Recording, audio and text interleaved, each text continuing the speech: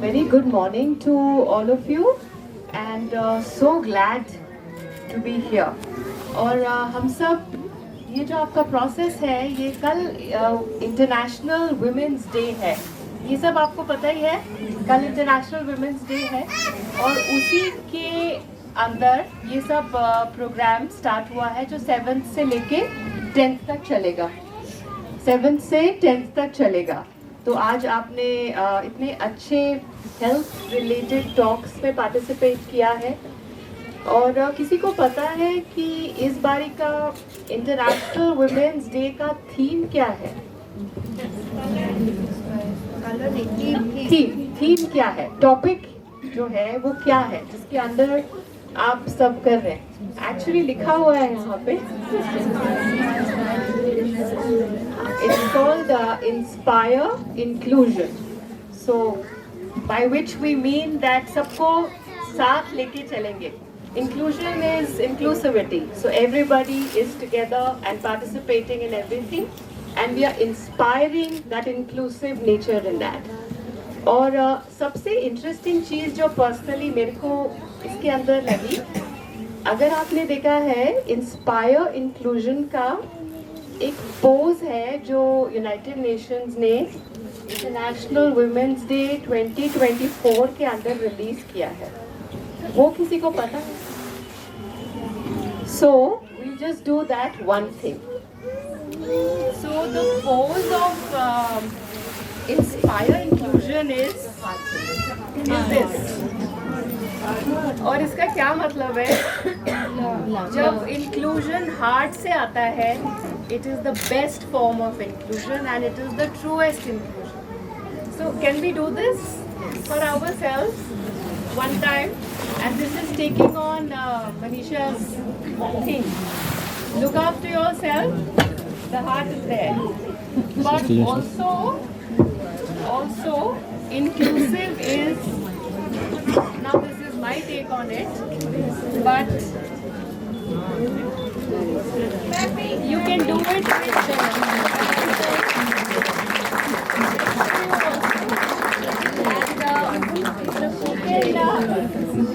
do it with me and on your right. Can you do this also? Yes. Can you see you doing it there? Like that? Yeah. So does it also link with what you've been telling? Yes, absolutely.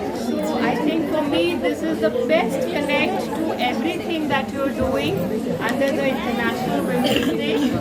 Thank you so much for making us a part of this. Thank you.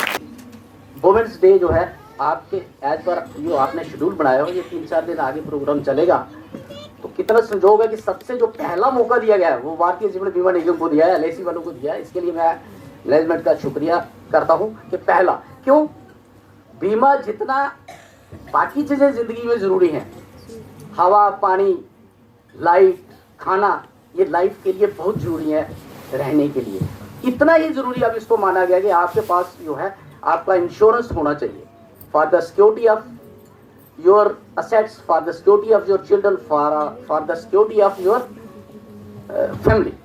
तो इसी उपलक्ष्य में हमारे पास अभी LIC ने recently regular intervals पे पॉलिसियाँ जो है लॉन्च करती रहती हैं, क्योंकि अभी ये वुमेन्स इंटरनेशनल वुमेन्स डे मनाए जा रहे हैं. तो इसी उपलक्ष्य में हमने जो दो प्लान चुने हुए हैं जो आपको बताने के लिए, वो औरतों के लिए ही हैं, फीमेल्स के लिए ही हैं, फीमेल्स के लिए हैं. और आपने देखा होगा स्टेट गवर्नमेंट और सेंट्रल गवर्नमेंट ने कई स्कीमें निकाली हैं जो ओनली फीमेल्स के लिए हैं, उनकी वेलबींग के लिए हैं. कई स्कीमें हैं जिनका आप फायदा ले भी रहे हैं. इसी उपलक्ष्य में हमें भी ये टारगेट दिया गया था कि जितनी भी आप पॉलिसियाँ बनाओ, कारपोरेशन जो है वो फीमेल को सेंट्रिक ध्यान में रखते हुए बनाती हैं, उनके बच्चों के भविष्य के लिए बनाती हैं. तो ये सारी चीज़ें जो हैं वो आपके साथ हम डिस्कस करेंगे. सबसे पहले मैं आपको ये बताना चाहूँगा कि जितनी भी पॉलिसियाँ जो हमारे पास पड़ी हुई हैं वो सारी एक नीड बेस पे होती हैं. जितनी भी LIC की पॉलिसियाँ होती हैं आपके बच्चों के भविष्य के लिए, जैसे एक मैं उदाहरण देना चाहूँगा, फीमेल चाइल्ड है हमारा एक छोटा, उसकी क्या लाइबिलिटी हो, उसकी हमारी क्या जिम्मेवारी है। एक तो सबसे पहले उसकी एजुकेशन रहती है, सेकंड उसकी मैरिज रहती है। तो हायर एजुकेशन का जो टाइम स्टार्ट होता है वो 18+ ऑनवर्ड, 25-26 में उसके शादी के बारे में पेरेंट्स सोचते हैं, उसके कैरियर के बारे में 18+ में सोचते हैं। तो वो स्पेसिफिक वो पीरियड ध्यान के रखते हुए एलआईसी ने काफ़ी हमारे पास पॉलिसियाँ पड़ी होती हैं। लेकिन अभी रिसेंटली हमारे पास जो पॉलिसियाँ आई हैं वो प्योरली जो है उसी को नज़र रखे हुए उन्होंने बनाई है। तो मैं चाहूँगा, एक गवर्नमेंट का या एलआईसी का एक मुद्दा था, उन्होंने एक स्लोगन दिया था कि हर फैमिली में एक एलआईसी की पॉलिसी जरूर होनी चाहिए, 1 पॉलिसी इन एवरी फैमिली। कि पूरे इंडिया में जितनी भी फैमिली हैं हर एक के घर में एक प्लान मिनिमम होना चाहिए। ये 5 साल पुराना पहले था, लेकिन आज कारपोरेशन का, एलआईसी का ये एक स्लोगन है, गवर्नमेंट ऑफ इंडिया का यह है कि हर फैमिली के हर सदस्य की अपने नाम की एक पॉलिसी होनी चाहिए। रीजन बिहाइंड, क्योंकि एलआईसी जो पॉलिसी होती है इसकी जो रिटर्न होती है या इसका जो मकसद होता है वो नीड बेस्ड होता है। जिस पर्पस के लिए आप कराओगे उसी के लिए ये काम आती है।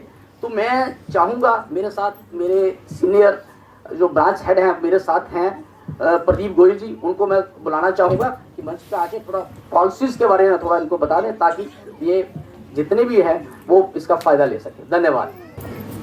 First of all, wishing a very happy International Women's Day to all the beautiful, smart ladies who are sitting here. And thanks for the opportunity given to LIC. Actually, we have given very short time. I would like to start कि insurance को हमेशा एक man के लिए माना गया कि सबसे पहले कि ब्रेड अर्नर जो हमारा होता है उसके लिए इंश्योरेंस होना जरूरी है। But women's equal part family के अंदर करती है, चाहे वो वुमेन्स कई फैमिलीज के अंदर तो ब्रेड अर्नर भी है, वुमेन टेक केयर भी करती है, उनका इंश्योरेंस भी उतना ही ज़रूरी है। सेकेंडली, जो मैन अपने लिए भी इंश्योरेंस ले रहे हैं अपने फैमिली को ज़रूर बताएं कि हमने इंश्योरेंस लिया है। In case of miss happening everyone ask क्या आपने एलआईसी की है, अगर की है तो उनको पता ही नहीं होता कि हमारे डॉक्यूमेंट्स का है। तो मैं मेंस को जरूर बोलूँगा कि वो अपनी फैमिली को जरूर बताएं कि हमने ये इंश्योरेंस लिया for your wellbeing. And simultaneously family जो वुमेन्स है उनका भी सिक्योरिटी जरूरी है। मैं आपको एक एग्जांपल देता हूँ, एक लाइव एग्जांपल जो हमारी ही ब्रांच के अंदर एक पर्सन ने लिया कि उसने किया कि मेरे को अपनी बच्ची की शादी के लिए जो 25 की हो जाए एक इंश्योरेंस प्लान चाहिए, लेकिन रिस्क कवरेज मेरा हो। तो हमने उनको जो प्लान दिया था कि उन्होंने कहा कि मेरे को अराउंड 20 लाख रुपीज चाहिए आफ्टर 25 ईयर्स। तो उन्होंने एक प्लान लिया था जो हमारा है जीवन लक्ष्य है, जो कि सोशल मीडिया के अंदर कन्यादान योजना से फेमस है। उन्होंने 29,000 पे किया था वंस फॉर 6 मंथ्स, और उनका 7 लाख का इंश्योरेंस था, जो हमारा कमिटमेंट था कि आपको 21 लाख आफ्टर 25 ईयर्स हम देंगे। Unfortunately, after only 19 days, he got died due to an accident in a car. But LIC paid 7 lakh term insurance immediately, 7 lakh accidental insurance immediately, like 40 lakh. Then after every year 70,000, which is 10% of sum assured, जो उसका risk coverage था। 70,000 रुपये हर साल उनके nominee के accounts में आते हैं। और जो उन्होंने प्रोविजन किया था कि आफ्टर 25 ईयर्स मेरी फैमिली को 21 लाख मिलना चाहिए, वो भी उनको मिलेगा। जब हम रिटर्न की बात करते हैं कि इंश्योरेंस के अंदर हमें रिटर्न कम मिलेगा, हमें बैंक एफडी में ये मिल सकता है, या तो उसके लिए हम हमेशा ये कहते हैं कि यहाँ पे हम रिटर्न कैलकुलेट नहीं कर सकते। 29,000 की एवरेज में उसको 50 लाख से ऊपर मिल रहा है। तो एक इंग्लिश में एक सेइंग है, don't put all your eggs in one basket. आप इंश्योरेंस में इसलिए अपने को इन्वेस्ट करना चाहिए कि चाहे हम बैंक एफडीज में करें, हम म्यूचुअल फंड्स में करें, हम शेयर्स में करें, हम प्रॉपर्टीज में करें, हम गोल्ड के अंदर करें, लेकिन हमारा एक सर्टेन इसके अंदर होना चाहिए जो हमने बाकी इन्वेस्टमेंट किए हैं, चाहे गोल्ड, प्रॉपर्टी, उन सब की सिक्योरिटी के लिए कि कल को अगर हम नहीं रहे तो उनकी पेमेंट कौन करेगा। अगर हमने एक हाउस लिया है, उसकी EMI दे रहे हैं, उनकी पेमेंट कौन करेगा, वो हमारा इंश्योरेंस सिक्योर करता है। इसके लिए हमें इंश्योरेंस जरूरी है। अभी LIC ने रिसेंटली एक प्लान लॉन्च किया है फॉर चाइल्ड, जिसके लिए स्पेशली गर्ल चाइल्ड के लोन दिया है कि अगर हम 1 लाख रुपीज ओनली 5 ईयर के लिए सेव करते हैं एक न्यू बोर्न बेबी के लिए, आफ्टर 25 ईयर्स गारंटेड 15 लाख उसको मिलेगा। 5 साल के बाद कोई पेमेंट नहीं करना है, रिस्क कवरेज उसका शुरू रहेगा। इवन अगर कल को हमें उसके ऊपर एक लिक्विडिटी चाहिए, लोन चाहिए, तो अगर वो गर्ल चाइल्ड के ऊपर है तो टोटल लोन के इंटरेस्ट में भी 1% की उसमें छूट मिलेगी, specially for girl child. Even LIC ने स्पेशली एक लोअर क्लास के लिए भी एक प्लान लॉन्च किया जिसका प्रीमियम स्टार्टिंग फ्रॉम 500 to 1000 होता है, जिसके अंदर भी अगर वो लेडीज के नाम पे लिया गया है तो उसमें 10% छूट मिलती है। LIC का हमेशा से रहा है कि हम चाहे वो लोअर क्लास है चाहे अपर क्लास है, हर किसी के लिए प्रोडक्ट उसके अंदर हो। हमारे पास आज की डेट में 40+ प्रोडक्ट है। रिसेंटली प्राइम मिनिस्टर ने पार्लियामेंट के अंदर बोला कि LIC के ऊपर, तो हम ये सोच सकते हैं कि जब प्राइम मिनिस्टर जो देश के सर्वोच्च है उन्होंने अगर LIC के बारे में बोल रहे हैं तो अगर हम LIC के अंदर इन्वेस्ट करते हैं हमारा एकदम सिक्योर है। मैं इसको एंड करता हूँ लास्ट में inclusion. I urge to all women listening today to consider life insurance as a crucial component of their financial planning.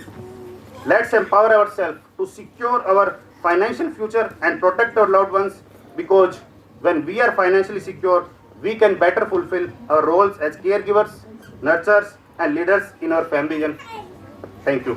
Thank you. I am Lieutenant Colonel Sumina Bajaj, Officer Commanding SHO, Jammu Cantt. मैं आपका सबसे पहले हार्दिक अभिनंदन करती हूँ, आपको बहुत बधाई देती हूँ इस अंतर्राष्ट्रीय विश्व महिला दिवस पे। इस बार की थीम है हमारी इंस्पायर इंक्लूजन, कि अगर आपने अपनी बेटी को एजुकेट किया तो आपने एक पूरी जनरेशन जो कि आने वाले टाइम में उसकी होगी, आपने पूरा एजुकेट उसको कर दिया है। आज की महिला चल ही नहीं रही बल्कि आगे बढ़ रही है, हर स्फीयर में, हर एरिया में और हर ऑर्गेनाइजेशन में। और मैं तो ये भी कहूँगी कि कई जगह पे वो अपने मेल काउंटर पार्ट्स को भी पीछे छोड़ रही है। आज की महिला एक लीडर के रूप में हमारे सामने आई है। इंस्पायर इंक्लूजन का मतलब क्या है? इंस्पायर इंक्लूजन का मतलब है, इंस्पायर का मतलब है औरत को महत्व देना, उसको प्राथमिकता देना। इंक्लूजन का मतलब है उसको इंक्लूड करना, यानी कि हम सभी समाज में जो रहने वाले, चाहे वो एक बेटा हो या बेटी हो, उनको इस तरीके से माताओं को संस्कार देने हैं, उनको इस तरीके से बड़ा करना है कि वो आगे जाके ऐसी अपॉर्चुनिटीज दे, ऐसे एरियाज में जो है अपने, अगर हम बेटे की बात करें तो माओ का ये धर्म है कि उनको इस तरीके से उनका पालन पोषण करें और संस्कार दें कि उनको आगे जाके जो है वो अपनी फीमेल काउंटर पार्ट यानी कि अपनी पत्नी को भी इक्वल अपॉर्चुनिटी दे। और हमें, हमारे पूरे नागरिकों का ये धर्म है ये भी पूछने का कि अगर कहीं महिला अगर नहीं है तो वो क्यों नहीं है, तभी तो हम इंस्पायर इंक्लूजन कर पाएंगे।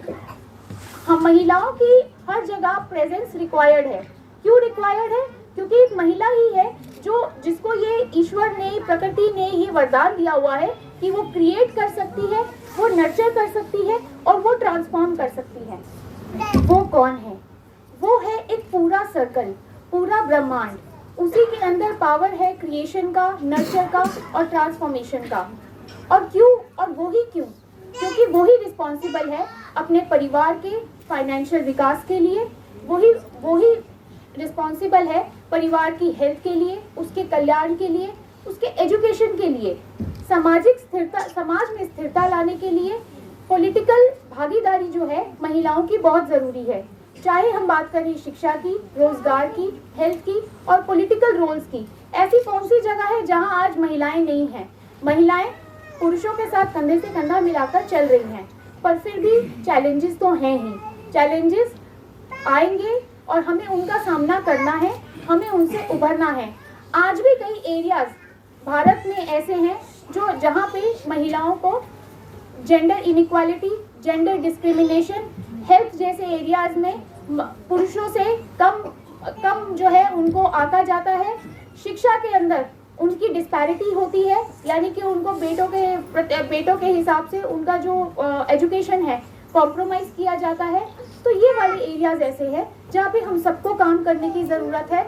और ये इंस्पायर्ड इंक्लूजन जो थीम है, हमें एक दिन की थीम ना लेके हमें पूरे साल की थीम लेनी चाहिए कि पूरे साल हमें ऐसे तरीके से काम करना है, जहाँ भी हम काम कर रहे हैं उस ऑर्गेनाइजेशन में, उस परिवार में और उस समाज में ऐसे अपना आपको रोल प्ले करना है कि बाकी लोग भी हम लोगों को as a role model use कर सके और हम हमेशा क्वेश्चन करें। स्पेशली हमारे बेटे क्वेश्चन करें कि जहाँ पे अगर लेडी कोई नहीं है तो वो क्यों नहीं है। आइए एक और वीडियो देखते हैं जो कि दिखाएगा हमें कि कैसे एक जनरेशन से दूसरी जनरेशन एक लेडी का हेल्थ, एजुकेशन और उसका रोल वो कितना इम्पोर्टेंट है।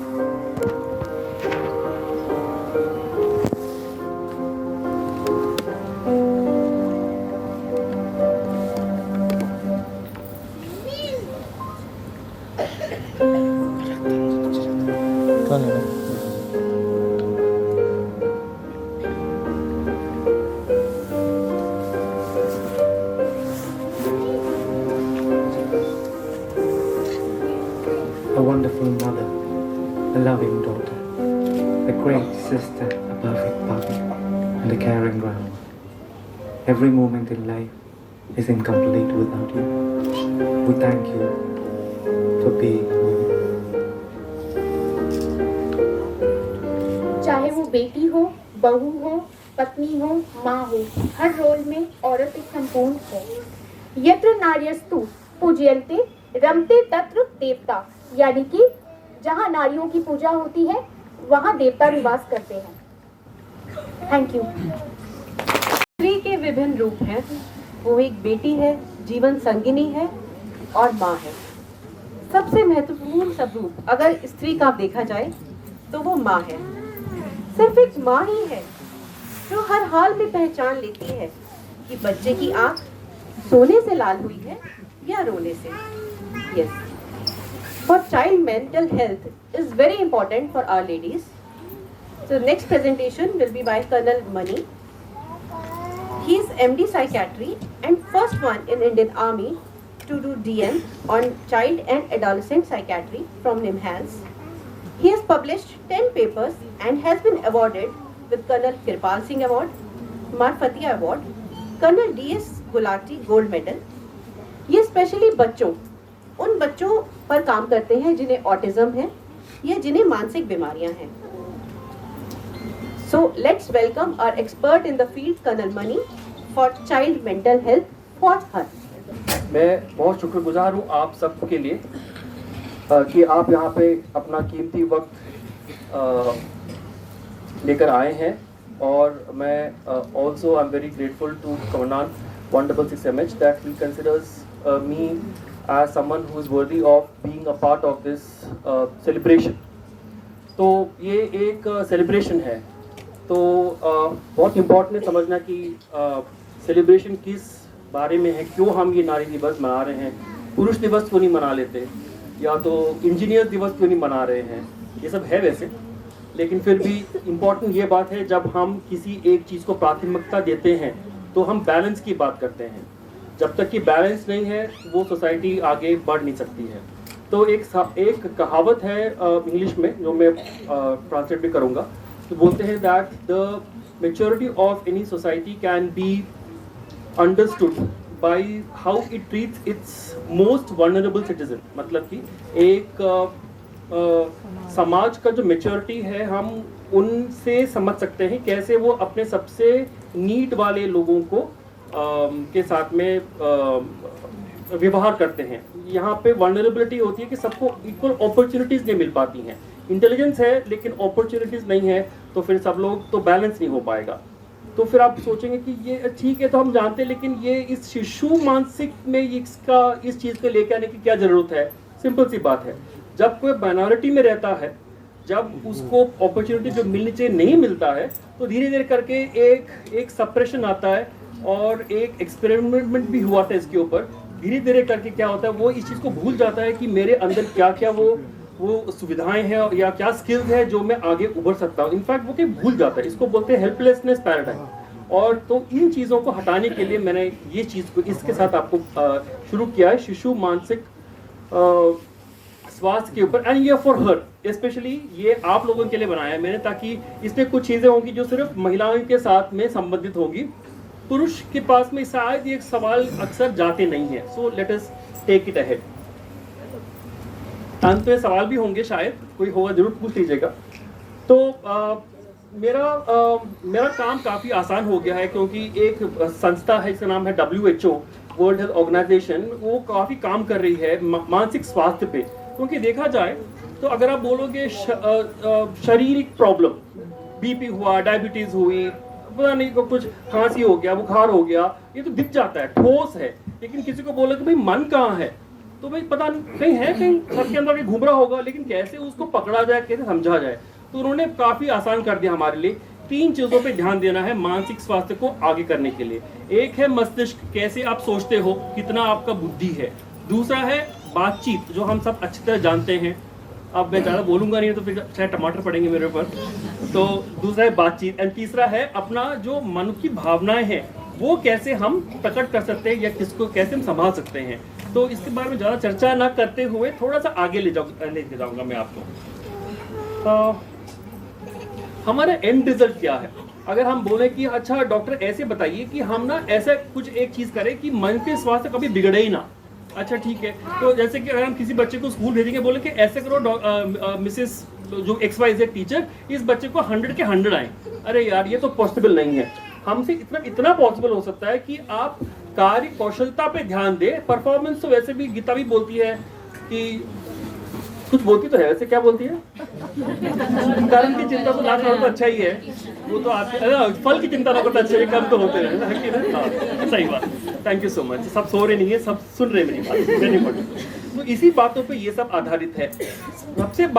सबसे बड़ी बात है, मैंने जब मैं आई थिंक क्लास 7th में था, एक दिन मैं बहुत पैम्पर्ड था, मेरे पिताजी भी आर्मी में थे, तो फिर सब कुछ था मेरे पास में, पैसा तो था ही, और फिर साइकिल भी था और टाइम भी था और एक्सेट्रा एक्सेट्रा। एक दिन मैं क्या किया, दोपहर को गया, मैं स्कूल से वापस आने के बाद मैं साइकिल चला रहा था, और मैं जानता हूँ कि मेरे तो छोटी सी आहट से मम्मी भाग के आ जाती है, पापा तो आते नहीं है। तो फिर मैं साइकिल चलाया, दोपहर के 2 बजे थे, स्कूल से आने के बाद में गर्मी के मौसम में जोधपुर का मामला था, नीचे गिर गया साइकिल में टांगों के बीच में, क्योंकि बच्चे ऐसे भी चलाते हैं कभी कभी साइकिल। तो क्या हुआ, मैं नीचे गिर गया, मैं थोड़ा दहाड़ा और रोया, कोई नहीं आया। फिर मैं बोला क्या करूँ यार, बहुत टाइम हो गया, 5 मिनट हो गए, जल भी रहा है, फिर उठ जाते हैं। उठ गया और चल पड़ा। वो है रेजिलियंस। कुछ बच्चे गिर जाते हैं, कुछ बच्चे उठ जाते हैं। मैं उठ गया, क्यों? मैं जानता हूँ कि कहीं ना कहीं मेरे माँ बाप की जो सिखाई हुई चीज़ है, भाई गिर गया तो गिर गया, उठ तो जाए यार, कोई बात नहीं। ये रेजिलियंस है जो हमको बच्चों के अंदर सिखाना पड़ेगा। Second, adaptability. अभी देखो साइकिल बैठते हैं, हम चलाते हैं ऊपर से, कभी कभी। अभी मैं छोटा था, क्या किया मैंने, टांगों के बीच टांग देखा और उसको मैं चलाना शुरू किया। एडेप्टेबिलिटी। नई सिचुएशन, पोखरण आया शुरू हुआ, फिर वहाँ पे कुछ और था, तो हम लोग डग इन एडीएस किया, 12 महीने हम लोग बाहर रहे। मेरे साथ में लेडीज भी थी, सारे के सारे, वो भी वहीं पे थे। एडेप्टेबिलिटी। सिचुएशन को देखा ही हमने, क्या बस हर सिचुएशन में बता दिए काम करना है, काम होना है। एडेप्टेबिलिटी। मैं आर्मी स्कूल से पढ़ा हूँ वैसे। थर्ड है positive sense of self esteem. जितने भी जूते मार लो लेकिन नहीं हिलने वाला, मैं जानता हूँ मैं क्या हूँ। ये ऐसा नहीं आता है। अगर आप बच्चों के साथ में अगर आप बोलोगे बेटा ये नहीं है, वो सही नहीं है, वो सही नहीं है, वो सही नहीं है, 110% ये एस्टीम का आने वाला नहीं। लेकिन माताओं के पास में ये सिस्टम है नहीं। वो इतने प्यार करते हैं अपने बच्चों से, इतने प्यार करते हैं कि वो बच्चा के अंदर एस्टीम ऐसे ही कूट के भर जाता है। तो ये तीसरी बात है। फोर्थ है हेल्दी रिलेशनशिप। मर्द इतने शायद इनमें इतने इंटरेस्ट नहीं रखते हैं, लेकिन औरतें जरूर सबसे बनाए रखते हैं, चाहे वो मदर इन लॉ हो, फादर इन लॉ हो, ये इन लॉ, वो इन सिस्टर इन लॉ, सारे इन लॉज और अपने भी। इनफैक्ट मर्दों को तो पता ही नहीं होता है कि ये सेपरेशन होता क्या है। औरतें जैसे ही अलग घर जाती हैं तो 100%। एंड यही चीज हम बच्चों को भी सिखाते हैं अपने की बेटा कोई बात नहीं, हम हैं, कनेक्शन हमेशा बड़ा रहा है। That is healthy relationship. Last is reaching full potential. जब मैं निमांस में गया, बच्चों को देखा, बहुत अलग अलग तरह के बच्चे आ रहे थे वहाँ पे, और मेरा मतलब एक पूरा साल तो मैं रोते रहा, मैं कैसे इनको संभालूं, क्या करूं मैं इन बच्चों के साथ में। लेकिन फाइनली मैं समझा कि मुझे इनको डॉक्टर या साइंटिस्ट बनाना नहीं है, सिर्फ इनकी फुल पोटेंशियल पे इनको आगे ले जाना है। एंड लास्टली इन सब चीज़ों से क्या होगा, लास्ट लाइन जो लिखा हुआ है कि जीवन की जटिलताओं से निपटना, यही चीज़ हम बच्चों को दे सकते हैं जिससे उनकी मानसिक स्वास्थ्य बनी रहे। तो आगे बात करते हैं। तो ये तो एक सवाल आया था कि हम फिर ये काम शुरू कब करें, हम ये शिशुषण का या पेरेंट का काम कब शुरू करें। तो मैंने ये सवाल वैसे मैंने अपने लोगों से पूछा था जो अपने साइकेट्री वार्ड में काम करते हैं। उन्हें बोला कि हाँ, जब आपका बच्चा हो जाता है तभी। कितने लोग सहमत हैं कि व्हेन यू बिकम पेरेंट? एक सहमत है, you will become the parent only when you born a child. लेकिन फिर मैं thank you so much for response. लेकिन फिर मैंने ये सोचा कि इनफैक्ट जरूरी नहीं कि पेरेंटिंग सिर्फ बच्चे के बाद ही हो। जैसे कि अगर मैं भाई हूँ तो बहन को पेरेंट मैं करता हूँ, अगर मैं बहन हूँ तो भाई को पेरेंट मैं करता हूँ, अगर मैं फ्रेंड हूँ तो उसको प्रॉब्लम होगा तो मैं पेरेंट वो करता हूँ। पेरेंटिंग का जन्म से कोई खास वो नहीं है, इसीलिए हम लोग ये बताते हैं कि मानसिक स्वास्थ्य for her doesn't begin with you become a mother, but it just there all the time with you. और मुझे वो पिक्चर अच्छी लग रही इसलिए लगाया था मैंने। इश्यूज विच आर इम्पोर्टेंट जो मैंने स्पेसिफिकली आप लोगों के लिए चुन के लेके आए, तो thank you very much, I hope you like it.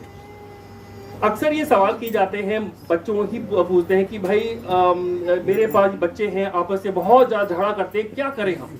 Second ये सवाल होता है कि स्कूल स्ट्रेस की, डेली स्कूल में एग्जाम आने वाले हैं, ये ना कर दें कुछ और ना हो जाए, अभी कहाँ से वो मार्क्स ठीक के लेके नहीं आएंगे तो क्या करें। तीसरा ये सवाल आता है कि बच्चे एक दूसरे बहुत कंपटीशन करते हैं कि उसके तो 100 मार्क आए तो मेरे भी एटलीस्ट 99 आने चाहिए, तो हम खुद ही इनफैक्ट बच्चों को बोलते हैं भैया देखो उसको आया तो बैठ के पढ़ लियो करो अच्छी तरह से, तो पता नहीं क्या होने वाला है। ये सब चीज धीरे धीरे करके मानसिक स्वास्थ्य में जरूर फर्क पड़ता है, लेकिन हमको ये समझना है कि हम जो कर रहे हैं वो बच्चा देखेगा, लेकिन इन सब के अलावा एक और चीज है, बच्चा ये देखने के बावजूद जो आपके अंदर जो बॉन्डिंग है वो बॉन्डिंग बहुत ही इंपॉर्टेंट है। तो उस कनेक्शन के ऊपर ये तीनों सवाल के जवाब मिल जाते हैं। एक है कि बच्चा एक दूसरे से झगड़ा कर रहा है, मोटिवेशन के तीन तेरे, एक इंसान 3 चीज के लिए काम करता है, या तो अपने बल को बढ़ाने के लिए या काबिलियत को, दूसरा वो करता है क्योंकि वो लोगों से बहुत प्यार करता है तो सबके साथ बना के रखने की उसकी बहुत चेष्टा होती है, वो अपनी तरफ देखता नहीं है, बाकी की तरफ देखता नहीं, सिर्फ वो सबसे बनाए रखता है। तीसरा मोटिवेशन है पावर, भाई मुझे सब कुछ चाहिए। तो इन तीनों मोटिवेशन अगर आप समझ पाए तो उस बच्चे को आप आराम से समझ सकते हो कि भाई वो बच्चा जो झगड़ा कर रहा है क्यों कर रहा है, उसकी क्या जरूरत है, क्या वो ममता के लिए तड़प रहा है, क्या वो अपनी बात बनाने के लिए तड़प रहा है, या क्या वो एक दूसरे से बात करने के लिए तड़प रहा है। तो ये अगर आप समझ जाए तो आपका सवाल मतलब काफी आसान हो जाएगा उस बच्चे की परवरिश करने के लिए। ये फॉर हर है, क्योंकि अक्सर हिम तक ये बात पहुंचती नहीं है। हिम तक तो होता है कि भाई आज खाने में क्या बनाए। दूसरा है स्कूल स्ट्रेसर कि डेली स्कूल, क्योंकि मम्मी तुमने क्या किया, अरे यार तुम्हारे बच्चे तो कहते तुम तो दिन भर में बैठी रहती हो, बच्चे को सिर्फ देखो 3 मार्क आए 10 में से, हो गया ना कल्याण, मैं क्या कर रहा हूँ, पैसे लेके आ रहा हूँ, सैलरी तो है, तो वहां दिखता यहाँ पे दिखता नहीं है कि नहीं, सही है कि नहीं है। तो ये सिर्फ बहुत बड़ा स्ट्रेस है जो कि, और मदर ने बहुत कुछ सैक्रिफाइस कर लिया होता अभी तक, तो सारे के सारे दिखाने के लिए सिर्फ एक ही ट्रॉफी है, कौन सा है वो, चुन्नू या मुन्नू, तो क्या कल्याण है कि नहीं।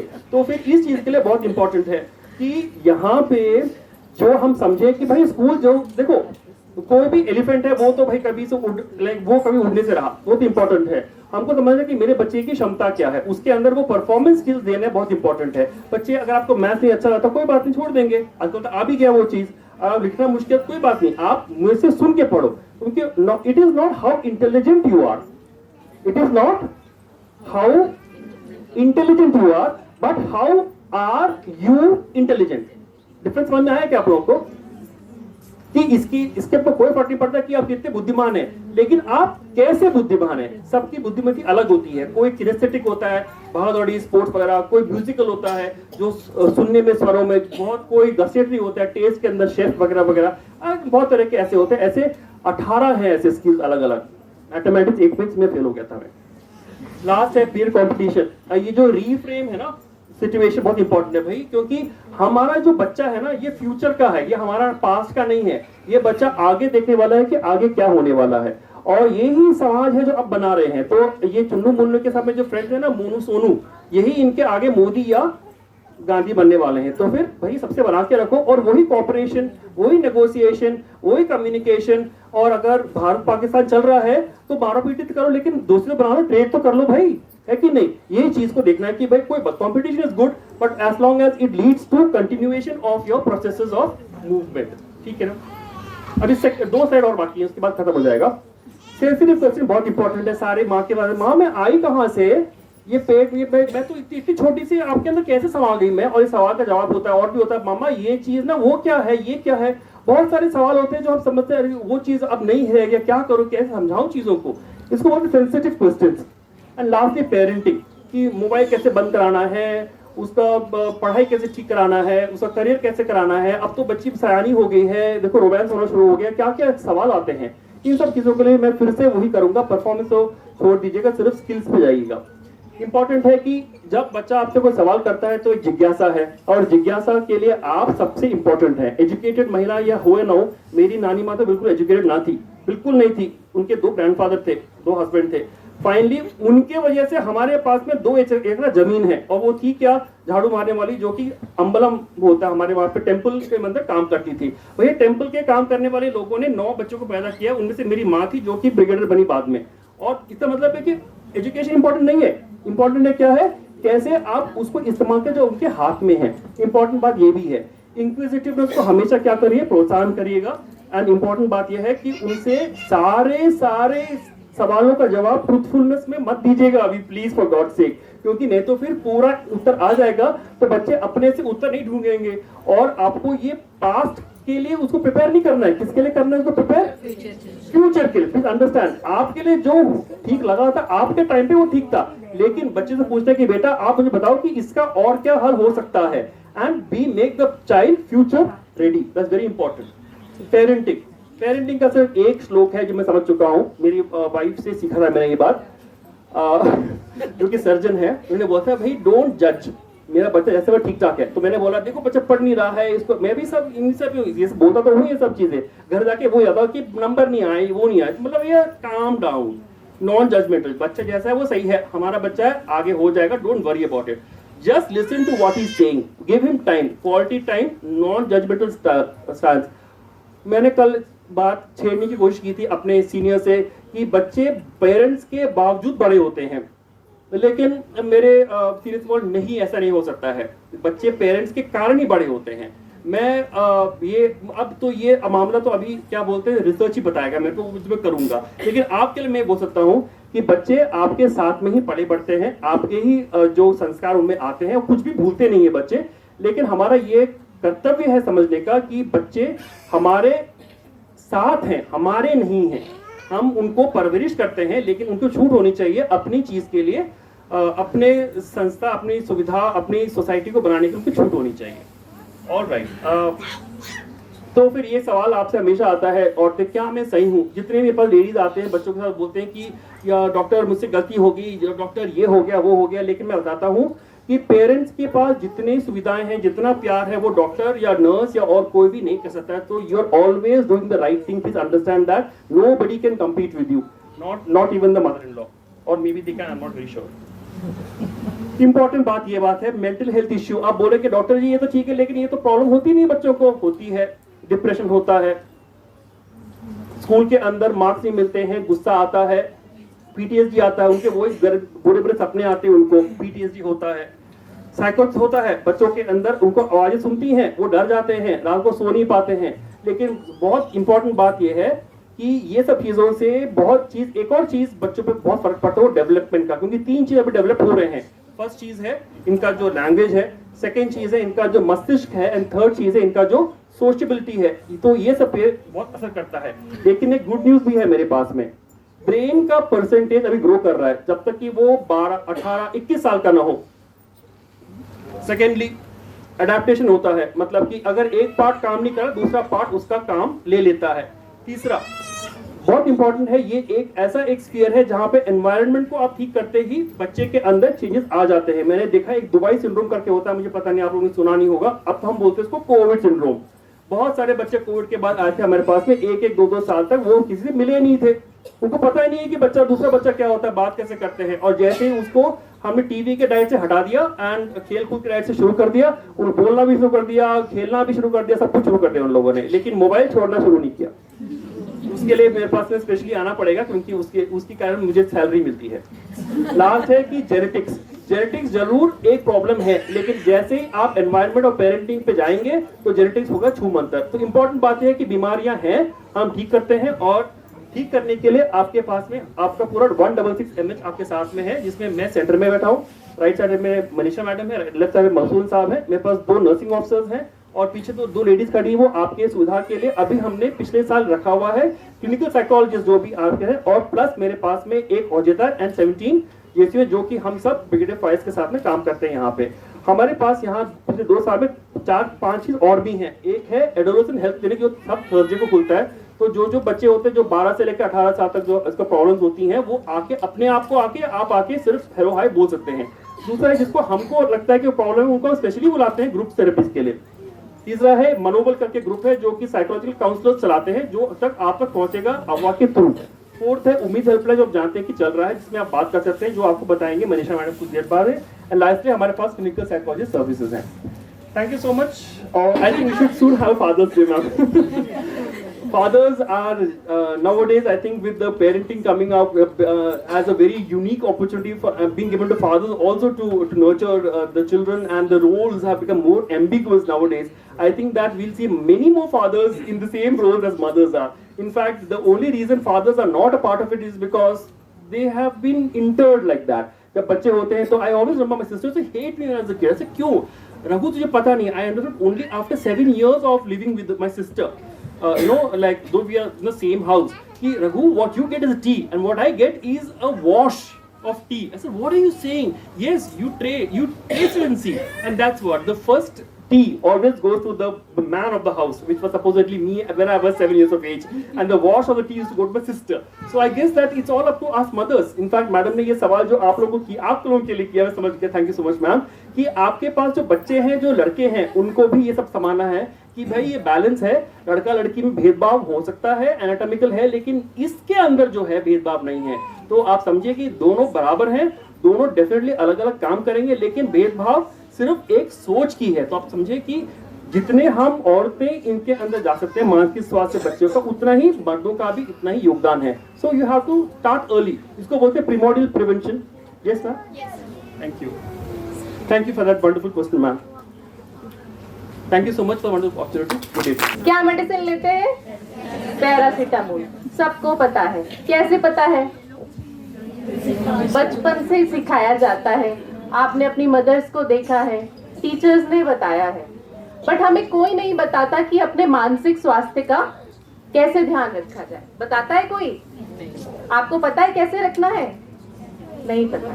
तो आज इसीलिए इस बारे में बात करना बहुत जरूरी हो गया।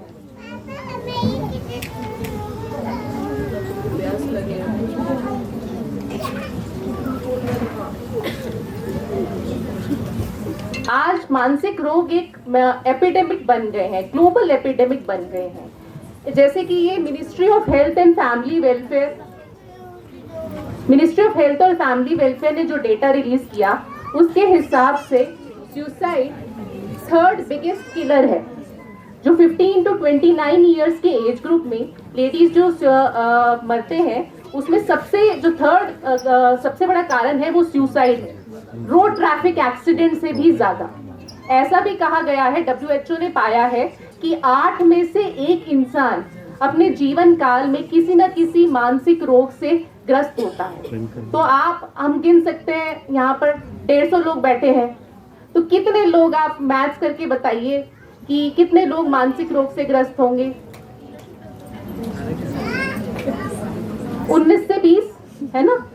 एक दूसरे की तरफ मत देखिए, आप भी हो सकते हैं, है ना? तो इसलिए ये बहुत बड़ा नॉलेज गैप है। हमें कोई बताता भी नहीं है कि क्या करना है, इसके क्या लक्षण है। इनफैक्ट हमें जब खुद भी ऐसे लक्षण आते हैं तो हमें एक बहुत बड़ी झिझक है कि साइकियाट्रिस्ट के पास जाएं या ना जाएं। क्यों ना जाएं? अरे कोई क्या कहेगा, हमें कोई पागल समझेगा। तो ये नॉलेज गैप ब्रिज करना बहुत ज्यादा जरूरी है, इस बारे में बात करना बहुत ज्यादा जरूरी है। अब लेकिन सोसाइटी में काफी चेंजेस आ रहे हैं, हम इस बारे में लोग बात करने लगे हैं। इनफैक्ट एक्टर्स भी इस बारे में बात करने लगे हैं, बट लेकिन अभी भी शोर कम है, अभी भी और बात करने की जरूरत है। मैंने यहाँ पे फैमिली वेलफेयर मीट में अभी कुछ दिन पहले इस बारे में बात की थी, तो आई एक्सपेक्ट कि बहुत लोगों को जो मैं बात करने वाली हूँ ऑलरेडी पता है, तो मैं कम बोलूंगी, मैं सब कुछ आपसे पूछने वाली हूँ कि क्या जवाब है जो मैं सवाल करने वाली। सबसे पहले ये बताइए कि ये स्ट्रेस और डिप्रेशन में क्या फर्क है? कोई भी बताइए, स्ट्रेस क्या होता है? Yes ma'am please, bike for ma'am please.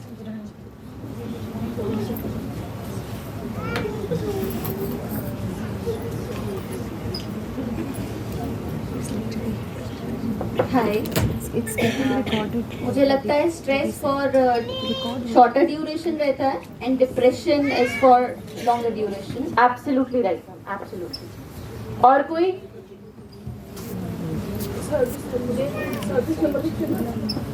देखिए, स्ट्रेस जो होता है ये बाहरी कंडीशन पे बहुत ज़्यादा डिपेंड करता है। जैसे कि हमारी ऊपर कोई सिचुएशन आई है जिससे हम ओवरकम नहीं कर पा रहे हैं ना, कोई स्ट्रेस, कुछ ऐसा कि आप बच्चा एग्जाम में फेल हो गया, बॉस से डांट पड़ गई, हस्बैंड से झगड़ा हो गया, सास ने पूछ लिया रसोड़े में कौन था। ये सारी कंडीशन जो है हमारे साथ रोज ही हो रही है, तो हम स्ट्रेस में आते हैं क्या, लेकिन हम उससे एकदम बैठ जाते हैं, चुपचाप हो जाते हैं, उदास हो जाते हैं?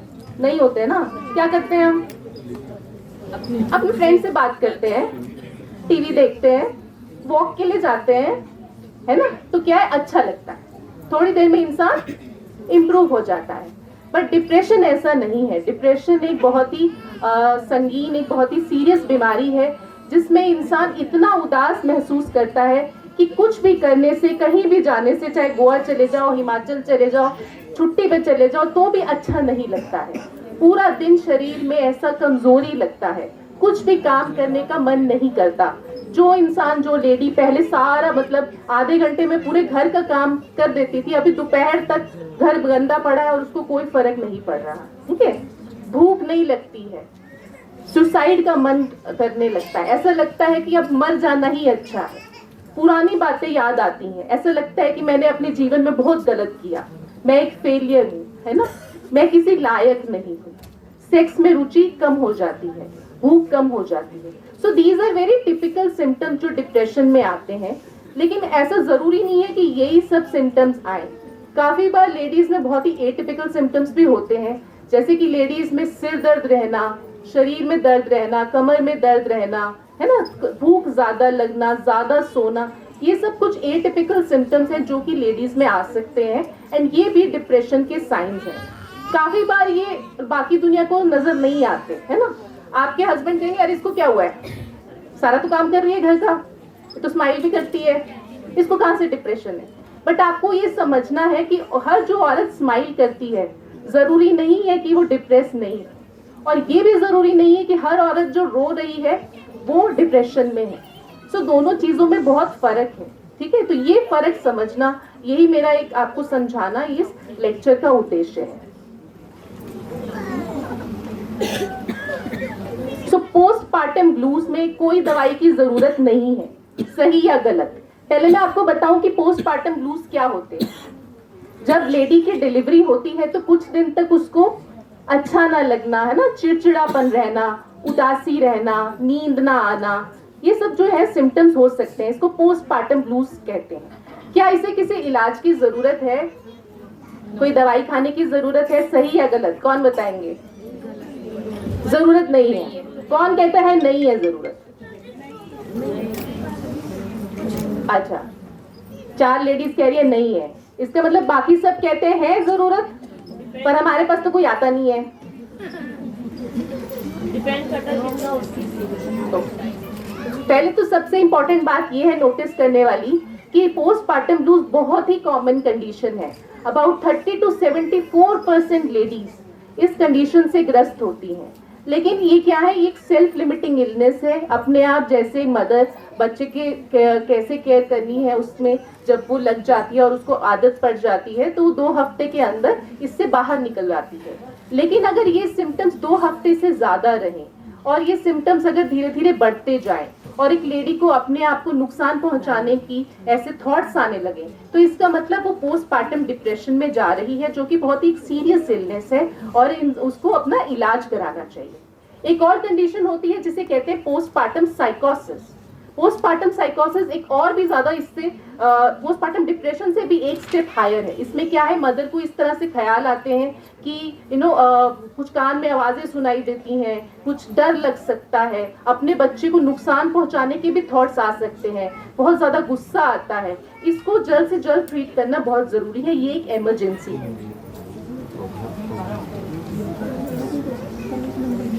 ओके, नेक्स्ट, काउंसलिंग और योगा से ज्यादातर मानसिक बीमारियां ठीक हो जाती हैं। क्या ये सही है या गलत है? सही है, बिल्कुल गलत है ये। काउंसलिंग और योगा से कोई भी बीमारी ठीक नहीं होती है, एटलीस्ट मानसिक बीमारी तो ठीक नहीं होती है। देखिए, काउंसलिंग और जो ये योगा है और ये सपोर्टिव थिंग्स, जो स्ट्रेस रिलेटेड प्रॉब्लम्स हैं कि जो आपकी आपका हस्बैंड से झगड़ा हो गया, जो इन्वायरमेंट रिलेटेड प्रॉब्लम्स हैं, जो टेम्पररी प्रॉब्लम्स है, मे बी उसमें थोड़ा आपको सपोर्ट मिल सकता है, बट ये एक स्टैंड अलोन ट्रीटमेंट नहीं हो सकता। जैसे मैं अपने सभी पेशेंट्स को बोलती हूँ कि क्या आप एक बिना पेट्रोल की गाड़ी में धक्का देकर उसको स्टार्ट कर सकते हैं? नहीं कर सकते ना। तो फिर अपनी गाड़ी में ये दवाई का पेट्रोल तो डालना ही पड़ेगा, सिर्फ काउंसलिंग और योगा के धक्के से चलेगा नहीं। ऑफ कोर्स एक सपोर्टिव वो टेक्निक्स है जिससे क्या है ट्रीटमेंट में और ज्यादा सुधार होता है, एक और हेल्प मिलती है, बट ये एक सिर्फ यही करना है और दवाई नहीं लेनी है, ये एक ऑप्शन नहीं है। अच्छा, ये भी एक बहुत बड़ा मिसकंसेप्शन है। बहुत सारे पेशेंट्स हमारे पास इसलिए नहीं आते कि अब मुझसे पूछते हैं, मैडम एक बार दवाई शुरू करने से इसकी आदत तो नहीं लग जाएगी? क्या जिंदगी भर हम यही दवाई खाते रहेंगे? अभी तो मेरी उम्र ही क्या है? ऐसे सवाल पूछते हैं। आपके मन में भी ऐसा सवाल आई एम श्योर ऐसा आया होगा। तो क्या लगता है आपको, एक बार शुरू करें तो खानी पड़ती है? नहीं खानी पड़ती है। तो कब तक खानी पड़ती है? हाँ, सो ये कोर्स पे डिपेंड करता है, बीमारी पे डिपेंड करता है। हर बीमारी का जो ड्यूरेशन है कि कितने टाइम के लिए उसको ट्रीट करना है वो अलग है। हाँ, कुछ क्रॉनिक बीमारियां हैं जैसे कि recurrent depressive disorder, bipolar affective disorder, schizophrenia, जिसमें उम्र भर दवाई खानी पड़ सकती है, बट उसमें भी ऐसा नहीं कि आपको बीमारी मतलब दवाई की आदत लग जाएगी। आप कभी भी दवाई नहीं छोड़ सकते, दवाई चेंज भी की जा सकती है। आदत पड़ने वाला जो फिनोमिना है वो नहीं होता है। कुछ दवाइयां हैं जैसे कि जो स्लीपिंग पिल्स जिनको कहते हैं, बेंजोडाइजेपिन्स हैं, वो जो है उनकी आदत पड़ सकती है। वो अल्कोहल की तरह ही एक एडिक्शन कॉज करती हैं। बहुत सारे जो है नॉन साइकेट्रिस्ट डॉक्टर्स या सिविल डॉक्टर्स पेशेंट्स को दूसरी बीमारियों के लिए, जब आप कमर दर्द के लिए जाएंगे या और किसी चीज़ के लिए जाते हैं, तो ये नींद की गोलियां स्टार्ट कर देते हैं। सो उससे क्या होता है कि इंसान उस पर डिपेंडेंट हो जाता है। तो आपको बहुत ध्यान रखने की ज़रूरत है कि ये जो नींद की गोली है, specially like zolpidem, Alprax, clonazepam, ये 10-15 दिन से आपने ज़्यादा नहीं खाना है, क्योंकि ये इससे आदत पड़ जाएगी। एक बार स्टार्ट करने से उम्र भर लेनी पड़ती है। अच्छा, मानसिक बीमारियां क्यों होती हैं? कौन बताएंगे? मैंने अब तो वो भी दिखा दिया, आंसर भी दिखा दिया।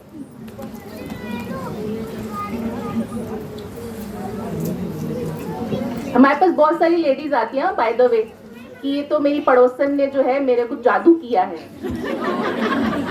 और ये जा भी रही है, बाबा के पास जा रही है। ये ऐसे भी पेशेंट्स हैं जो 40 साल से बाबाओं के पास भटक कर लाखों रुपए खर्च करने के बाद अब तो कुछ भी नहीं हो रहा, चलो अब आप ही देख लो, कहीं से कुछ तो हो नहीं रहा है।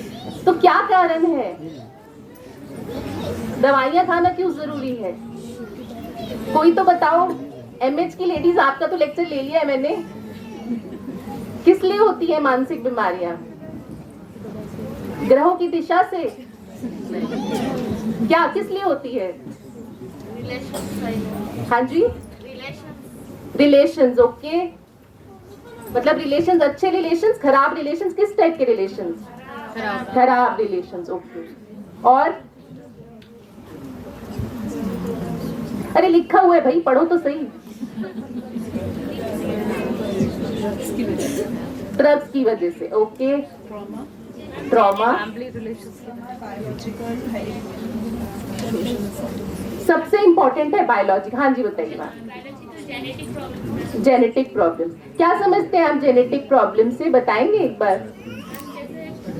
हमारे पेरेंट्स को अगर वो प्रॉब्लम है तो हो सकता है आगे चल के वो हमें भी आ सकते। Okay, so parents yes, but लेकिन it's more importantly blood relations कि कुछ कोई भी जो आपके खून के रिश्ते में अगर है कोई और उनको मानसिक रोग है तो आपको भी ये बीमारी होने का रिस्क हो सकता है, बट ये कोई जरूरी नहीं है, ये सिर्फ एक एडिशनल रिस्क है ना। सो आप इसको इस तरह से समझिए कि एक मतलब जमीन है, अगर आपके मतलब ब्लड रिलेशन में किसी को मेंटल इलनेस है तो जमीन में एक बीज डल गया है, ठीक है, बट वो जमीन, वो पौधा बनने के लिए कोई जरूरी नहीं है वो पौधा बनेगा। उसको पौधा बनने के लिए क्या चाहिए? खाद चाहिए, धूप चाहिए, पानी चाहिए, है ना। सो ये सारी कंडीशंस जब बनेंगी तभी वो पौधा बाहर निकलेगा। ऐसे ही अगर किसी में रिस्क है क्योंकि उसके फैमिली मेंबर्स इस प्रॉब्लम से ग्रस्त है अनफॉर्चुनेटली, तो रिस्क तो है बट जरूरी नहीं है उसको ये बीमारी हो। उसको बीमारी तब होगी जब उसको इन्वायरमेंट भी वैसा जैसा होना चाहिए वैसा ना मिले। लाइक उसको एब्यूजिव पेरेंट्स मिले, उसको मतलब अपने पेरेंट्स से उतना प्यार ना मिले, टीचर से प्यार ना मिले, वैसे फैमिली या फ्रेंड्स या सपोर्ट ना मिले, तो हो सकता है आने वाले कल में उसको वो मेंटल इलनेस हो। Most of the mental illnesses जो है 18 to 30 ईयर्स पे मैनिफेस्ट करती है। लाइक अब मेरे पास बहुत सारे पेशेंट्स पूछते हैं कि आज तक तो कुछ नहीं हुआ, and they look for cause and effect, कि मैं जो है बिल्कुल सही चल रही थी मैडम, एक दिन जो है मेरी सास ने मुझे डांट दिया, बस उस दिन के बाद से मैं बीमार चल है ना। सो ये हम कॉज एंड इफेक्ट ढूंढते हैं कि ये हुआ फिर उसके बाद ये हो गया, बट यूजुअली ऐसा नहीं होता है, ठीक है। ऑलरेडी जो इंसान में रिस्क होता है, क्योंकि नॉविक दूसरा इंसान है जिसमें रिस्क नहीं है, वो ऐसे डे टू डे प्रॉब्लम से जनरली कोप कर जाता है। बट लेकिन जो इंसान में रिस्क है, ऐसे small triggers, these are all triggering factors, they क्या है कि ऑलरेडी जो रिस्क है उसको अनमास्क कर देते हैं कि कुछ लाइफ में बुरा हुआ। लाइक जब बच्चे स्कूल से जब 18-19 साल में मतलब कॉलेज जाते हैं पहली बार या पहला जॉब करते हैं, सो वो एक घर के प्रोटेक्टेड एनवायरनमेंट से जब बाहर निकलते हैं और उनके ऊपर वो रिस्क आता है, तो ये मेंटल इलनेसेस अनमास्क हो सकती है। अच्छा, स्लीप हाइजीन क्या है? ये तो मैंने पिछली बार बहुत अच्छे से बताया था। प्लीज बताइए स्लीप हाइजीन क्या है? हाँ, कौन कौन बोल रहे हैं बताइए। जैसे सोना, सब्जी काटना, टीवी देखना, तो करना है नहीं करना है, क्या करना है? नहीं करना है। ओके, तो याद है लोगों को, गुड। सो हमारे पास जितने पेशेंट्स आते हैं ओपीडी में, 80% का कंप्लेंट यही है कि हमें नींद नहीं आ रही है। This is the most commonest complaint. So उन सबको मैं बताती हूँ कि स्लीप हाइजीन के बारे में, जो कि हम अपनी डे टू डे लाइफ में हम सब इसको इम्प्लीमेंट कर सकते हैं। तो स्लीप हाइजीन का फर्स्ट पॉइंट है कि आफ्टरनून के 4 बजे के बाद आपने चाय नहीं पीना है, और इवनिंग में आपने half an hour 45 minutes walk करना है। और क्या करना है? बेड पर आपने तब तक नहीं जाना है जब तक नींद नहीं आ रही है, और जब नींद नहीं आ रही है तब क्या करना है? मोबाइल नहीं देखना है। और क्या नहीं देखना है?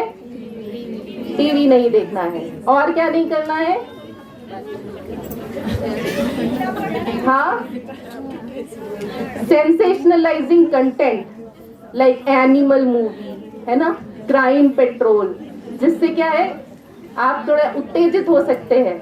क्योंकि जब आप बच्चे को, छोटे बच्चे को भी सुलाते हैं ना, जब अगर 10 बजे सुलाना हो तो 9 बजे से ही लाइट डिम कर देते हैं, लोरी गाना सुनाना शुरू करते हैं, राइट। तो हम उसको सूदिंग एनवायरनमेंट में लाना शुरू करते हैं। बट हम अपने लिए ऐसा नहीं करते। हम क्या करते हैं? मोबाइल खोल के बैठ जाते हैं। क्या अभी ट्रेंडिंग क्या है, रील क्या चल रही है ना, करते कि नहीं? और रात में अगर 1 बजे भी उठ जाए तब भी हम सबसे पहले क्या निकालते हैं? अपना मोबाइल। और जैसे टाइम क्या हो गया, अरे अच्छा 1 बज गया है, अभी तो क्या है, सुबह होने में 4 घंटा है, कोई बात नहीं, और थोड़ा सा मोबाइल देख लेते हैं। तो ये एक साइकिल बन जाता है जिससे नींद में और ज्यादा खलल पड़ता है, ठीक है। सो स्लीप हाइजीन के ये points, just to repeat because it is so important: avoiding tea, having evening walk. आप इवनिंग में ना सोने से पहले थोड़ा गर्म पानी से, हल्के गुनगुने पानी से नहा सकते हैं। बेड को सिर्फ सोने के लिए ही यूज करना, बेड पे तभी जाना जब आपको नींद आ रही हो। आप जिस रूम में सोएं उसमें फुल डार्कनेस होना चाहिए। आप सोने से पहले थोड़ा ढीले कपड़े पहनकर सोइए। और जो है आपने जो रात का डिनर हो आपका एकदम हल्का होना चाहिए, बहुत ज्यादा स्पाइसी खाना और ज्यादा खाना खाना अवॉइड कीजिए। Okay, now the most important slide, how to take care of your mental health. कैसे ध्यान रखें अपने मानसिक स्वास्थ्य के लिए, इसके लिए मैंने एक निमोनिक बनाया है, yes to mental health. So why is yoga? Yoga में भी अगर आप इंटरेस्ट नहीं है, आपके पास टाइम नहीं है बिकॉज आपके बच्चे हैं, तो you can just do breathing exercises. वो आप कहीं पे भी बैठ के कर सकते हैं, आप यहाँ पे भी बैठ के कर सकते हैं। Next is exercise. Minimum 30 minutes to 45 minutes of exercise is recommended. But अगर आपको ऐसा लगता है मुझे बहुत बोरिंग लगता है, मेरे को नहीं करनी एक्सरसाइज, तो आप कुछ भी कर सकते हैं, आप डांस भी कर सकते हैं ना, whatever interest you, you should do that. But take out 30 minutes in a day for yourself. अपने लिए आप आधा घंटा दिन में निकालिए जो आपका क्वालिटी टाइम हो। Then sleep hygiene which I told you, and then reducing screen time जो हमने ऑलरेडी बात किया। Then finding meaning. This is very important. Like I will be showing in subsequent slides also इसका क्या मतलब है.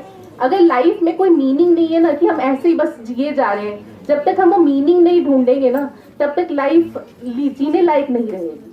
बहुत सारे पेशेंट्स जो हैं, like I will show you the pictures. एक मेरा पेशेंट था, he came with a history of depression and severe suicidality. मतलब अगर उसको छोड़ देते तो उसी दिन सुसाइड कर लेता. तो हमने उसको दवाइयों से भी ट्रीट किया, तो काफी हद तक वो ट्रीट हो गया. लेकिन उसने मुझे बार बार वो यही पूछता था कि मैडम मैं किस चीज के लिए जीऊं. लेकिन मैंने उसको नोटिस किया कि वो बहुत क्रिएटिव था, क्योंकि उसने जो हमारे लाल पीले जो लिफाफे आते हैं बायोमेडिकल वेस्ट के, तो उसने उससे मालाएं बनाकर हमारे मंदिर में भगवानों को चढ़ा दी. सो आई थॉट कि दिस मैन इज क्रिएटिव. तो हमने उसको कैनवस दिया और पेंटिंग कलर्स दिए. उसके बाद आई जस्ट शो यू कि उसने कितना अच्छा ड्राइंग्स बनाया. एंड नेक्स्ट, हाँ, एच से है helping others and not holding grudges. Not holding grudges का क्या मतलब हुआ? माफ करना. कैसे माफ करेंगे? किसको माफ करेंगे? हस्बैंड को. Absolutely, sir. Since the program has started, we are just talking about how bad the husbands are and not taking care of their children. So अपने husbands को माफ कीजिए, कभी गलती हो जाती है. हो सकता है कि वो भी बॉस से डांट खा के आ रहे हो, तो उन्हें माफ करिए, है ना. और किसको माफ करेंगे? किसको बताइए? सास को, यस, है ना. और भी रिश्तेदारों को, राइट. क्योंकि हम अपने सर पे वो बोझ लिए ना सालों से घूम रहे हैं कि जब मेरी ननंद की बेटी की शादी हुई थी ना, तो मिलनी मेरी सबसे आखिर में कराई थी उन्होंने. अब मैं देखती हूँ जब मेरे बेटे की शादी होती है तो मैं उनकी मिलनी कैसे कराऊंगी. हम तो ये इतने सालों से हम लेके वो बोझ अपने सर पे घूम रहे हैं, राइट. तो उस बोझ को उतारिए, आपको बहुत ही हल्का महसूस होगा. बहुत डिफिकल्ट है, आसान नहीं है, प्रैक्टिकल नहीं है, करने की कोशिश कीजिए. अपने आप को माफ कीजिए. अपने आप को माफ कीजिए. Absolutely. Be kind to yourself. गलतियां होती हैं, हम सब में फ्लॉज हैं, है ना. We are not perfect, nobody is perfect. तो हम ये मानना है कि हर एक इंसान जो है उसमें कुछ ना कुछ ऐसे खामियां हैं. हमें उन खामियों को रिस्पेक्ट करके आगे बढ़ना है. एंड वी शुड एक्सेप्ट कि हाँ भाई मैं तो ऐसा ही हूँ, इतने पैसे में इतना ही मिलेगा, अभी लेना है तो लो वरना आगे बढ़ो. ठीक है ना. अच्छा, आप कैसे कंट्रीब्यूट कर सकते हैं? बिकॉज आपका कंट्रीब्यूशन बहुत इंपॉर्टेंट है. हमारे पूरे इंडिया में साइकियाट्रिस्ट कितने हैं? 10,000. और मेंटल इलनेसेस कितने हैं? कितने पेशेंट्स को है? 60 to 70 million. So we cannot go to every patient. So you are our mental health missionaries. You are our soldiers on the front. So आप हमारी हेल्प कैसे करेंगे? Each one of you can help. Knock and ask. आपको अगर suppose कोई lady है, वो रोज आपके साथ वॉक करने जाती है, आपसे वो बात करती है, अब 7 days से नहीं जा रही है, नॉक कीजिए, पूछा है सब ठीक है ना, कुछ हो तो नहीं गया है, घर में सब ठीक है, जाइए पूछिए. आपको ऐसा नहीं सोचना है कि हम उनकी प्राइवेसी इन्वेड कर रहे हैं, हम क्यों पूछे, है ना. ऐसा मत सोचिए. हो सकता है आप किसी की जान बचाएं. एंड ये भी हो सकता है वो लेडी आपको कुछ ना बताए. पहली बार में कोई भी नहीं बताता, पहली बार में आके पेशेंट्स भी हमें कुछ नहीं बताते. बार बार जाइए, एक लेडी आपको जरूर ओपन अप होगी, किसी टाइम पर जरूर ओपन अप होगी. और जब वो ओपन अप हो, प्लीज उसको ये सब मत बोलिए. क्या मत बोलिए? अरे टेंशन मत ली, पॉजिटिव सोच. ऐसा क्यों मत बोलिए? क्योंकि जो हमारी सोच है ना, वो हमारे कंट्रोल में नहीं होती. क्या हम अगर अपने आप को बोले नहीं पॉजिटिव सोच, क्या पॉजिटिव थॉट्स आएंगे? नहीं आएंगे. सो ये ऐसे जो डायलॉग्स बोलने से दीज आर काउंटर प्रोडक्टिव. क्या नहीं बोलना है? अरे ये भी कोई परेशान होने वाली बात है, कुछ भी तो नहीं हुआ तुझे, बस इतनी सी बात पे रो रही है. रो मत, स्ट्रॉन्ग बन. आपको क्या बोलना चाहिए? कभी कभी कुछ भी नहीं बोलना चाहिए, सिर्फ उस इंसान के साथ बैठिए, उसकी बात सुनिए. यही एक बहुत बड़ा फैक्टर है. अगर ऐसा हो सकता है कि आपको अपनी पूरे दिल का जो बात बता दे, तो उनका वैसे ही जो पूरा स्ट्रेस है वो रिलीज हो जाएगा, राइट. और अगर आपको ऐसा लगे कि वो इंसान को सच में हेल्प की जरूरत है, प्लीज डोंट हेसिटेट कि उसको किसी मेंटल हेल्थ प्रोफेशनल के पास लेके जाएं, यू नो, वो इंसान की जान बच सकती है। अगर हम ये सब एक एक इंसान ये सिम्टम्स को आइडेंटिफाई करें कि ये सिम्टम्स हैं डिप्रेशन के, एंजाइटी के, और उनको लेके जाए मेंटल हेल्थ प्रोफेशनल के पास, so we can save so many life. So this is our Umeed helpline जो हमारे 166 मिलिट्री हॉस्पिटल में हम लोग चलाते हैं। This is a 24/7 helpline. आप इस पे कॉल करेंगे तो मेरे PNA बात करेंगे, मैं बात करूंगी। आप ये कभी भी इस पे कॉल कर सकते हैं, अपने मेंटल हेल्थ इश्यूज डिस्कस कर सकते हैं। और एक ये मनोबल एक व्हाट्सएप ग्रुप है, क्योंकि हम बहुत सारे साइकोलॉजिकल काउंसलर्स को भी ट्रेन करते हैं जो कि पुंछ एरिया तक, मतलब सब जगह डिस्ट्रीब्यूटेड हैं। और ये हमारे जो सोल्जर्स हैं उनको, क्योंकि हम वहाँ हर जगह नहीं जा सकते, उनको एक mental health support group provide करते हैं।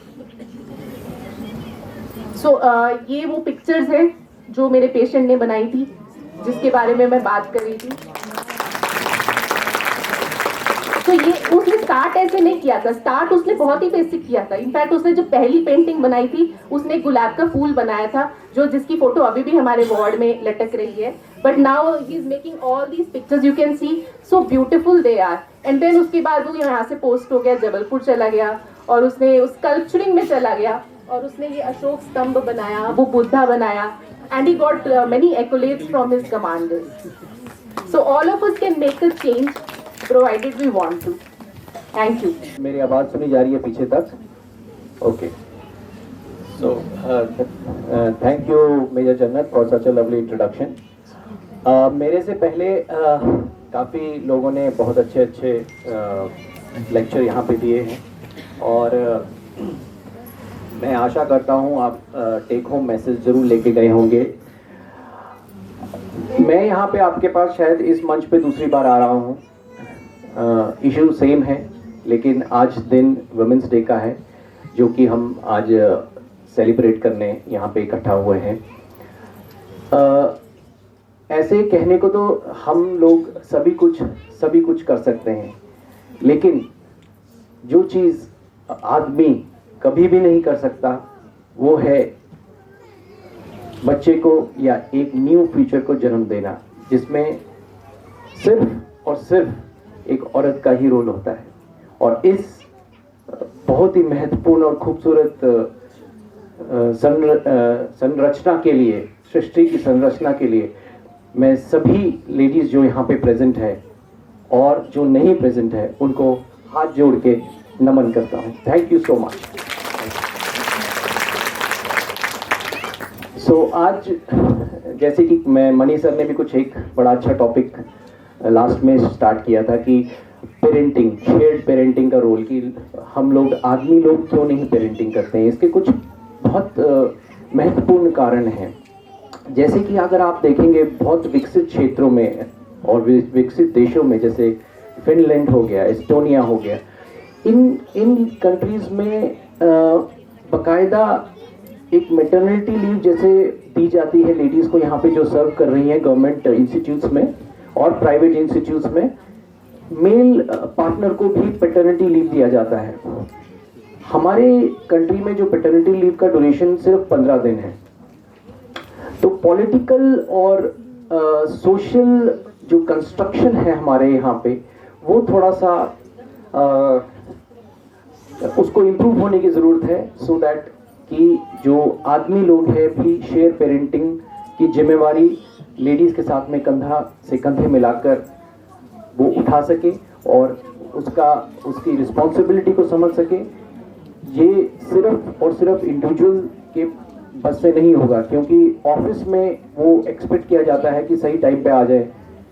वो ये नहीं बोल सकता था कि मेरे बच्चा का आज डायपर ठीक नहीं हुआ तो मैं इसलिए लेट हो गया। उससे ये चीज़ें एक्सपेक्ट नहीं की जाती हैं, उसके बॉसेस ये चीज़ें एक्सपेक्ट नहीं करते हैं उससे।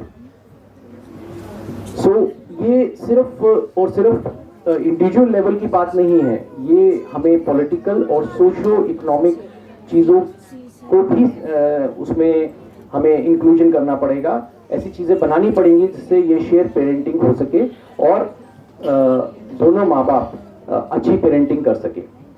खैर फिलहाल मेरा ये जो टॉपिक है आज स्पेसिफिकली आर्म्ड फोर्सेस में जो राइजिंग इनफर्टिलिटी के केसेस देखने को मिल रहे हैं, उसके ऊपर हम आज बहुत अच्छी तरह से आपसे बातचीत करेंगे।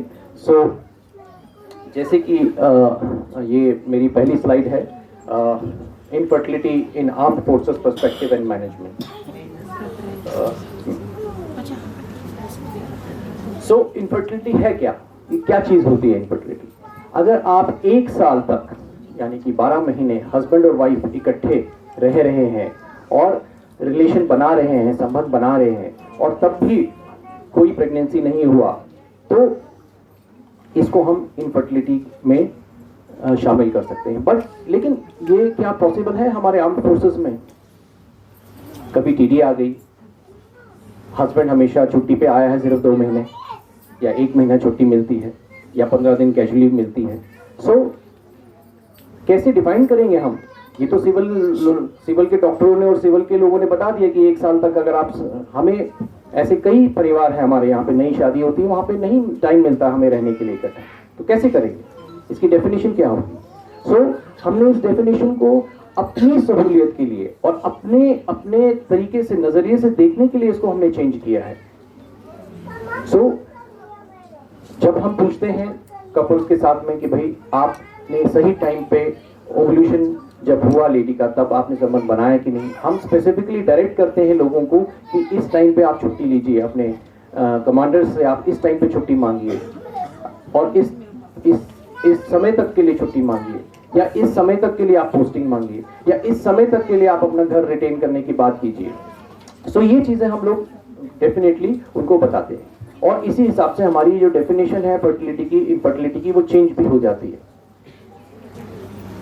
सो क्या कारण है कॉमन जो कि इनफर्टिलिटी को जन्म देते हैं? जैसे कि आप स्लाइड में देख रहे हैं, पॉइंटर प्लीज पॉइंटर दे दीजिए मुझे। सो पहला रीजन है हार्मोनल इम्बैलेंस। बोथ मेल में और फीमेल में कहीं हार्मोनल इम्बैलेंस हो जाए तो हम लोग इसको इनफर्टिलिटी में, जैसे कि इर्रेगुलर ओवुलेशन या इर्रेगुलर पीरियड्स हो जाएं, ठीक है। उसके बाद आपका ओवुलेशन सही टाइम पे ना होना, या तो लेट ओवुलेशन होना या बहुत जल्दी हो जाना, और उस टाइम पे मेल पार्टनर का आपके साथ में ना होना, वो इनफर्टिलिटी का चांस हो सकता है। और मेल्स के अंदर अगर सही टाइम पे स्पर्म प्रोटेक्शन ना हो, स्पर्म प्रोटेक्शन ना होने की वजह से, क्योंकि बिकॉज स्पर्म प्रोटेक्ट ना होना, उसके अंदर स्ट्रक्चरल, हार्मोनल और फिजिकल और मेंटल कॉजेज भी हो सकते हैं। जैसे कि स्ट्रेस एक आर्मी में बहुत ज़्यादा है, किसी बॉस ने कुछ बोल दिया, या किसी सहपाठी ने या पीयर ने आपको कुछ बोल दिया, या उसका कंपटीशन हो गया आपके साथ में, या बहुत ज़्यादा आपने फिजिकल एफर्ट कर लिया, वो एक मेंटल स्ट्रेस के रूप में स्पेसिफिकली जो कि काउंटर इंसर्जेंसी एरियाज में ऑपरेट कर रहे हैं कि कल को क्या होगा हमारे साथ में, या क्या कहाँ से क्या चीज़ आ जाएगी हमारे सामने, वो स्ट्रेस प्लस छुट्टी का स्ट्रेस प्लस और घर का स्ट्रेस, बिकॉज वो उस टाइम पे फिजिकली प्रेजेंट नहीं है मेल पार्टनर, उधर जमीन का झगड़ा, भाई की एजुकेशन, बहन की शादी, ये सारी चीज़ें एक मेंटल स्ट्रेस को जन्म देती हैं, जिसकी वजह से भी जो परफॉर्मेंस है वो डिक्लाइन होता है और स्पर्म काउंट भी कम हो सकता है।